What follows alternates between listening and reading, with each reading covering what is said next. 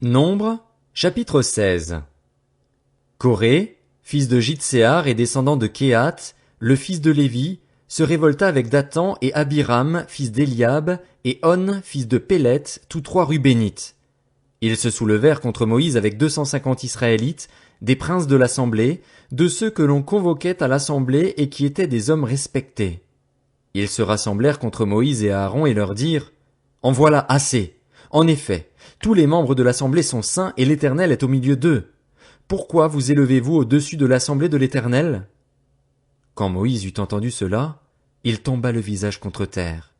Il dit à Coré et à toute sa bande: Demain matin, l'Éternel fera connaître qui lui appartient et qui est saint, et il le fera approcher de lui. Il fera approcher de lui celui qu'il choisira.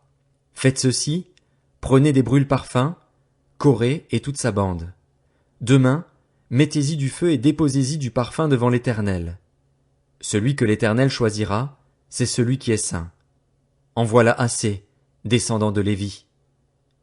Moïse dit à Coré: Écoutez donc, descendants de Lévi. Cela ne vous suffit-il pas que le Dieu d'Israël vous ait choisi dans l'assemblée d'Israël pour vous faire approcher de lui, afin que vous soyez employés au service du tabernacle de l'Éternel et que vous vous présentiez devant l'assemblée pour la servir? Il vous a fait approcher de lui, toi et tous tes frères, les descendants de Lévi, et vous voulez encore remplir la fonction de prêtre. C'est à cause de cela que toi et toute ta bande, vous vous liguez contre l'Éternel. En effet, qui est Aaron pour que vous murmuriez contre lui?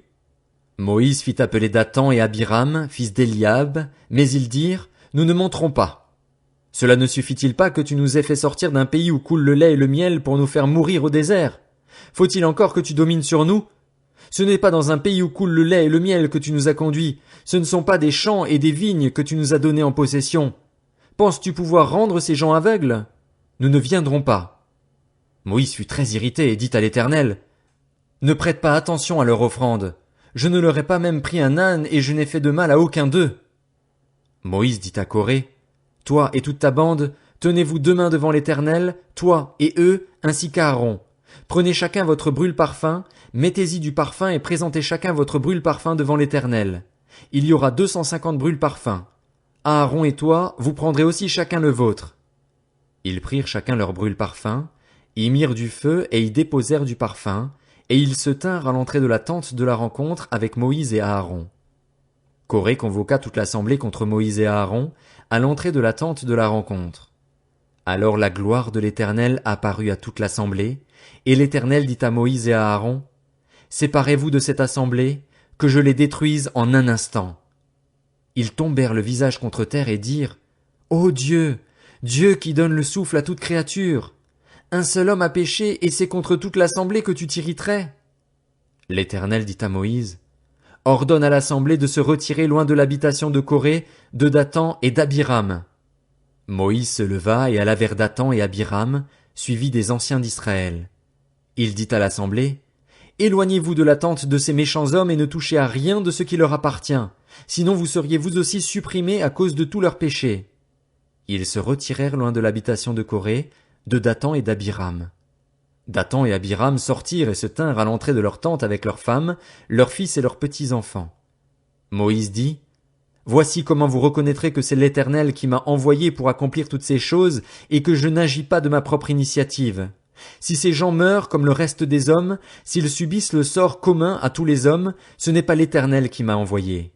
En revanche, si l'Éternel accomplit un acte extraordinaire, si la terre s'en trouve pour les engloutir avec tout ce qui leur appartient et qu'ils descendent vivants dans le séjour des morts, vous saurez alors que ces gens ont méprisé l'Éternel. Il finissait de prononcer toutes ces paroles lorsque le sol se fendit sous eux. La terre s'entr'ouvrit et les engloutit, eux et leurs familles, avec tous les partisans de Coré et tous leurs biens. Ils descendirent vivants dans le séjour des morts, eux et tout ce qui leur appartenait. La terre les recouvrit et ils disparurent du milieu de l'assemblée. Tous les Israélites qui étaient autour d'eux s'enfuirent à leurs cris. Ils se disaient en effet: Fuyons, sinon la terre nous engloutira. Un feu jaillit, venu de l'Éternel, et dévora les 250 hommes qui offraient le parfum. Nombre, chapitre 17. L'Éternel dit à Moïse: Ordonne à Éléazar, le fils du prêtre Aaron, de retirer les brûle-parfums de l'incendie et de disperser leurs braises au loin, car ils sont saints. Avec les brûle-parfums de ces hommes, qui ont péché au prix de leur vie, que l'on fasse des lames bien plates dont on couvrira l'autel. Puisque les brûle-parfums ont été présentés devant l'Éternel et son saint, ils serviront de souvenir aux Israélites. Le prêtre Éléazar prit les brûle-parfums en bronze qu'avaient présentés les victimes de l'incendie et en fit des lames pour couvrir l'autel. C'est un souvenir pour les Israélites afin qu'aucune personne étrangère à la branche d'Aaron ne s'approche pour offrir du parfum devant l'Éternel et ne subisse le même sort que Coré et sa bande, conformément à ce que l'Éternel avait déclaré par l'intermédiaire de Moïse. Dès le lendemain, toute l'assemblée des Israélites murmura contre Moïse et Aaron en disant: Vous avez fait mourir le peuple de l'Éternel. Comme l'assemblée se liguait contre Moïse et Aaron et qu'ils tournaient les regards vers la tente de la rencontre, la nuée la couvrit et la gloire de l'Éternel apparut. Moïse et Aaron arrivèrent devant la tente de la rencontre, et l'Éternel dit à Moïse: Retirez-vous de cette assemblée, que je les détruise en un instant. Ils tombèrent le visage contre terre, et Moïse dit à Aaron: Prends le brûle-parfum, mets-y du feu provenant de l'autel, pose-y du parfum, va vite vers l'assemblée et fais l'expiation pour eux. En effet, la colère de l'Éternel a éclaté, le fléau a commencé. Aaron prit le brûle-parfum, comme Moïse le lui avait dit, et courut au milieu de l'assemblée. Le fléau avait effectivement commencé parmi le peuple. Il offrit le parfum et fit l'expiation pour le peuple. Il se plaça entre les morts et les vivants, et le fléau fut arrêté. Il y eut 14 700 personnes qui moururent de ce fléau, en plus de celles qui étaient mortes à cause de Corée. Aaron retourna auprès de Moïse à l'entrée de la tente de la rencontre. Le fléau était arrêté. L'Éternel dit à Moïse: Demande aux Israélites de te remettre un bâton par tribu, soit 12 bâtons remis par tous leurs princes en fonction de leur famille. Tu écriras le nom de chacun sur son bâton et celui d'Aaron sur le bâton de Lévi. Il y aura un bâton pour chaque chef de famille. Tu les déposeras dans la tente de la rencontre, devant le témoignage où je vous rencontre. L'homme que je choisirai sera celui dont le bâton fleurira, et je ferai cesser devant moi les murmures que les Israélites profèrent contre vous. Moïse parla aux Israélites et tous leurs princes lui donnèrent un bâton, chacun un, en fonction de leur famille, soit 12 bâtons. Le bâton d'Aaron se trouvait parmi les leurs. Moïse déposa les bâtons devant l'Éternel dans la tente du témoignage. Le lendemain, lorsque Moïse entra dans la tente du témoignage, le bâton d'Aaron, pour la famille de Lévi, avait fleuri. Il avait bourgeonné, donné des fleurs et des amandes. Moïse retira tous les bâtons de devant l'Éternel et les apporta à tous les Israélites, afin qu'ils les voient et qu'ils reprennent chacun leur bâton. L'Éternel dit à Moïse: Rapporte le bâton d'Aaron devant le témoignage, pour qu'il y soit conservé comme un signe pour ces rebelles. Ainsi tu feras cesser leurs murmures devant moi, et ils ne mourront pas. C'est ce que fit Moïse, il se conforma à l'ordre que l'Éternel lui avait donné. Les Israélites dirent à Moïse: Voici que nous expirons, nous disparaissons tous. Toute personne qui s'approche du tabernacle de l'Éternel meurt. Nous faudra-t-il tous expirer? Nombre, chapitre 18. L'Éternel dit à Aaron: C'est toi et tes fils ainsi que ta famille qui supporterez les conséquences des fautes commises envers le sanctuaire. C'est toi et tes fils qui supporterez les conséquences des fautes commises lorsque vous remplirez la fonction de prêtre. Fais aussi approcher de toi tes frères, la tribu de Lévi, la tribu de ton ancêtre, afin qu'ils te soient attachés et te servent lorsque toi et tes fils vous serez devant la tente du témoignage.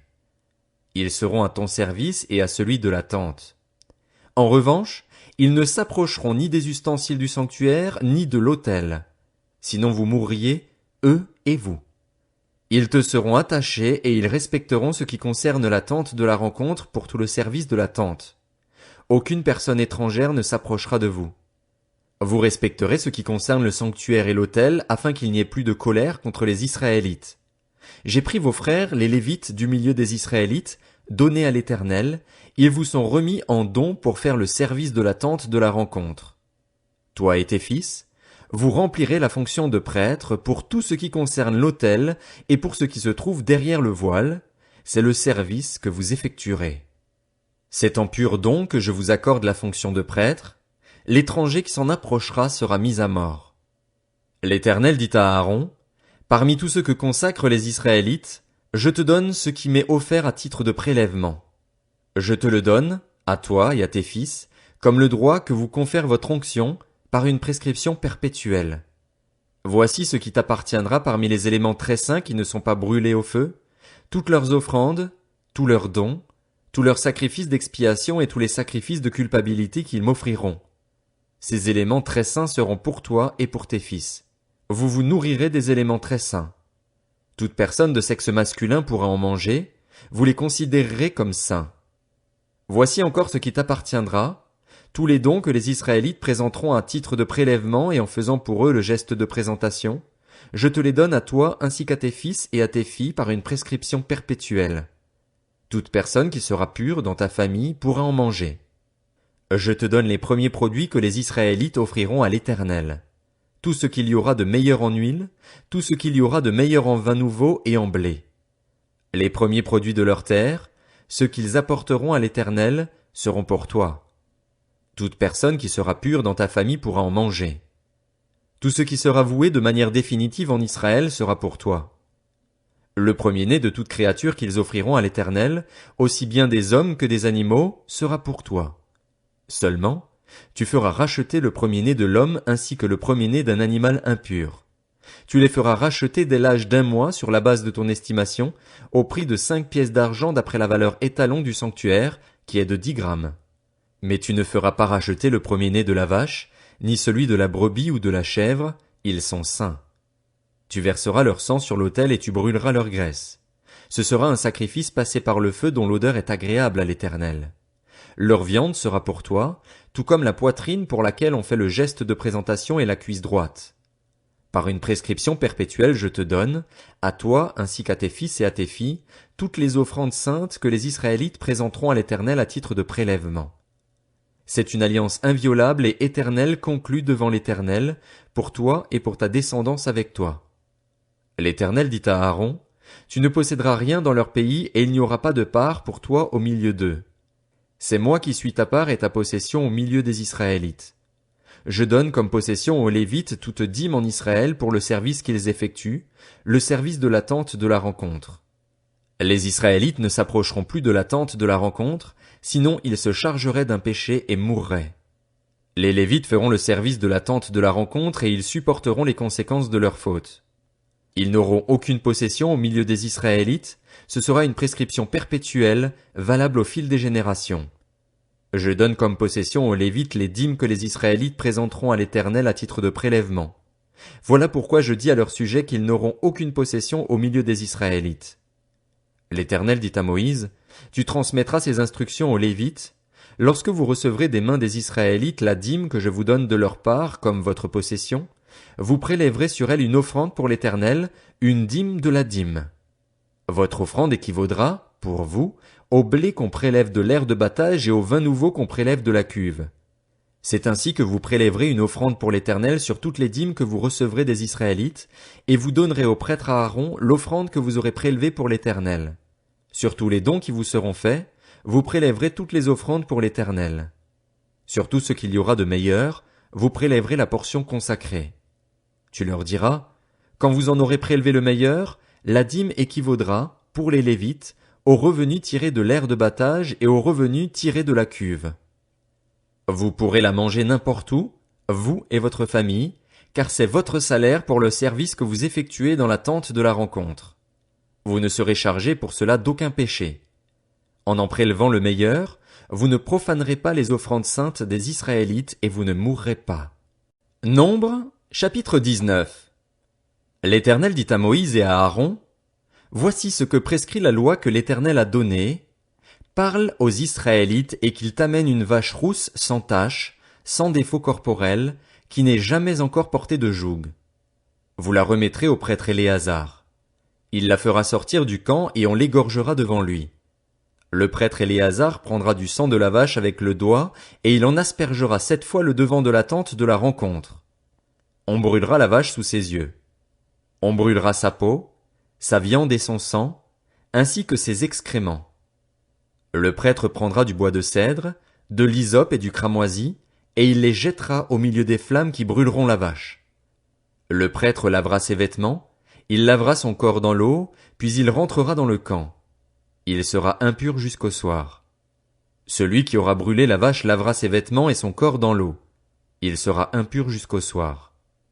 Un homme pur rassemblera les cendres de la vache et les déposera à l'extérieur du camp, dans un endroit pur. On les gardera pour l'assemblée des Israélites afin de les utiliser pour faire l'eau de purification. C'est une eau expiatoire. Celui qui aura rassemblé les cendres de la vache lavera ses vêtements.